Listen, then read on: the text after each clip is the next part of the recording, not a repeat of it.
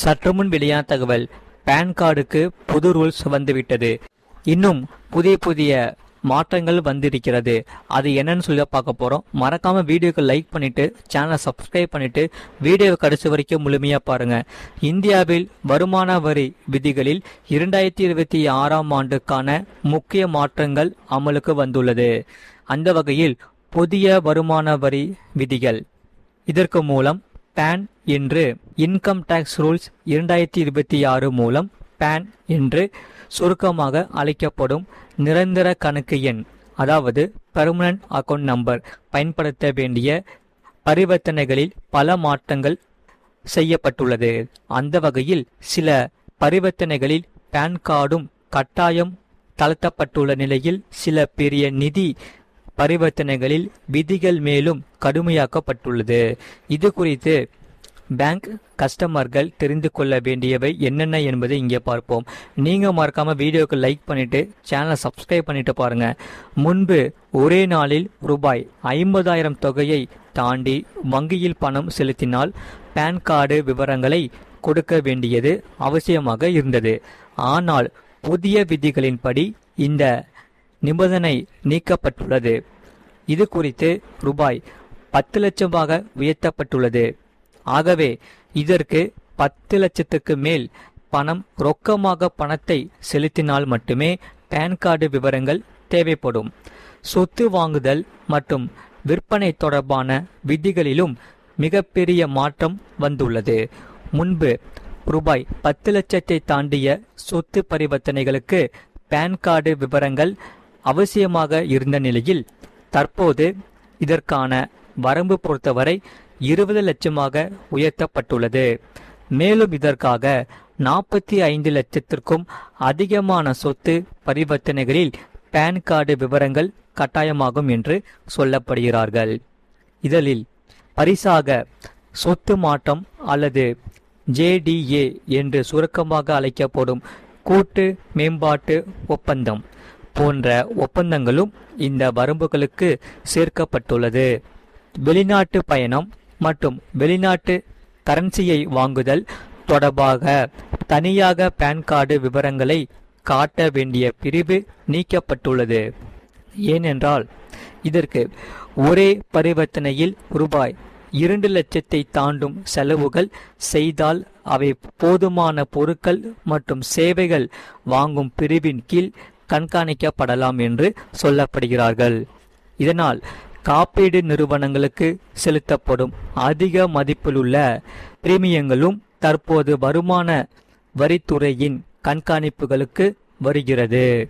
இதனால் PAN card வைத்திருப்பவர்கள் ஆண்டிற்கு ரூபாய் 5 லட்சத்திற்கும் அதிகமாக காப்பீடு பிரீமியம் செலுத்தினால் அந்த தகவலானது அறிக்கையிடப்படும். மறக்காம வீடியோக்கு லைக் பண்ணிட்டு சேனலை சப்ஸ்கிரைப் பண்ணிட்டு பாருங்க. பான் இல்லாதவர்களுக்கு இந்த வரம்பு ரூபாய் 2.5 லட்சமாக நிர்ணயிக்கப்பட்டுள்ளது. ஹோட்டல், விருந்தினர் மாளிகை, கன்வென்ஷன் சென்டர் மற்றும் நிகழ்ச்சி நிர்வாக நிறுவனங்களுக்கு ரொக்கமாக பணம் செலுத்தும் வரம்பும் மாற்றப்பட்டுள்ளது.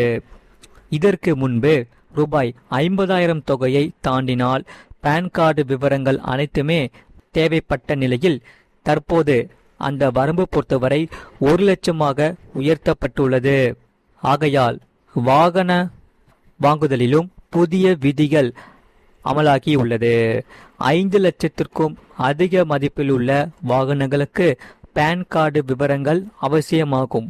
இந்த விதிகள் தற்போது இருசக்கர வாகனங்களும் சேர்க்கப்பட்டுள்ளது. ஆனால் டிராக்டர்கள் இந்த வரம்பிலிருந்து விலக்கப்பட்டுள்ளது.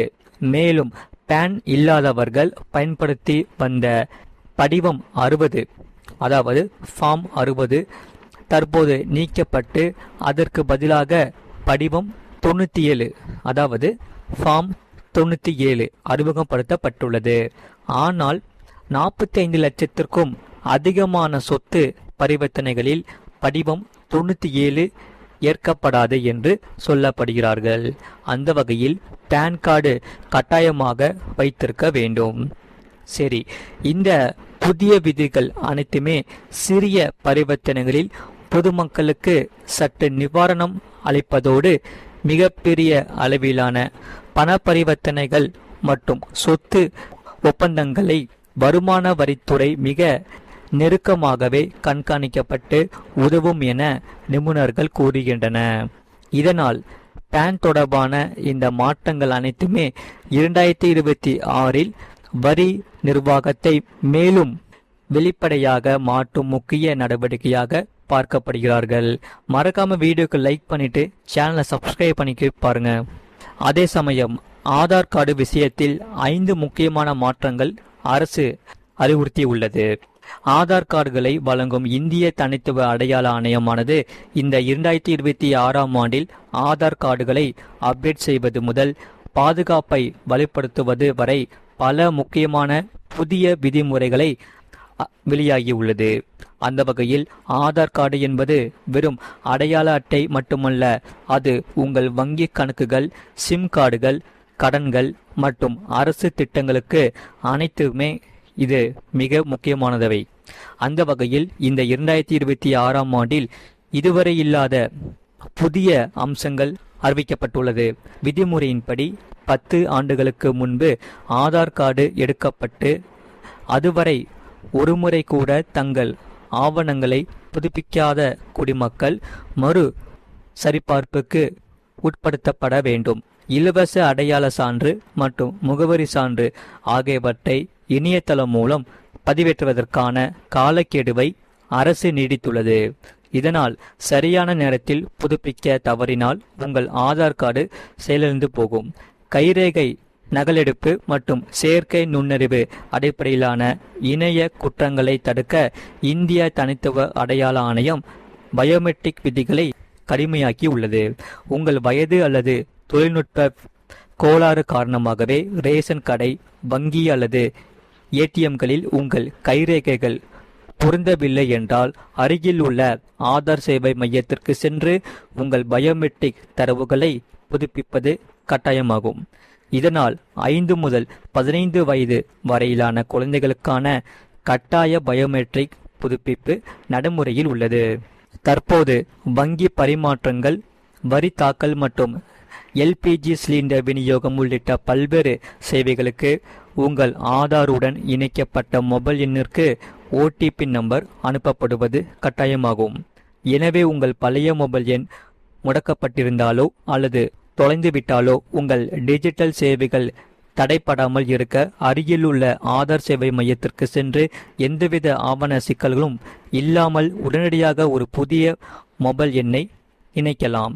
வேலை, தொழில் அல்லது வேறு ஏதேனும் காரணத்துக்கான நீங்கள் சொந்த ஊரை அல்லது வீட்டை மாற்றியிருந்தால் ஆதார் கார்டில் உங்கள் புதிய முகவரியை புதுப்பிப்பது இப்போது மிகவும் எளிதாக்கி உள்ளது. செல்லுபடியாகும் முகவரி சான்றுடன் வாடகை ஒப்பந்தம் அல்லது பயன்பாட்டு கட்டண ரசீது போன்றவை இணையதளம் மூலம் உங்கள் முகவரியை நீங்களே கைமுறையாக புதுப்பிக்கப்படலாம் என்று சொல்லப்படுகிறார்கள்.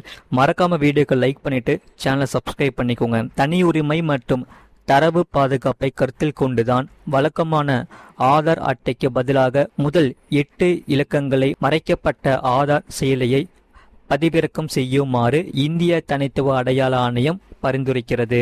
உங்கள் தொலைபேசியில் அதிகாரப்பூர்வ மை ஆதார் செயலியை இன்ஸ்டால் செய்து வைத்துக் கொள்ள வேண்டும். இது உங்கள் பயோமெட்ரிக்கை உங்கள் விருப்பப்படி லாக் செய்ய அல்லது திறக்க அனுமதிக்கிறது. மறக்காம வீடியோக்கு லைக் பண்ணிட்டு சேனலை சப்ஸ்கிரைப் பண்ணிக்கோங்க. பக்கத்தில் பெல் பட்டனையும் கிளிக் பண்ணி வச்சுக்கோங்க. நம்ம டெய்லி வீடியோஸ் அப்லோட் பண்ணிகிட்டே இருப்போம். அதனால் உங்களுக்கு ரொம்ப யூஸ்ஃபுல்லாக இருக்கும். நன்றி, வணக்கம்.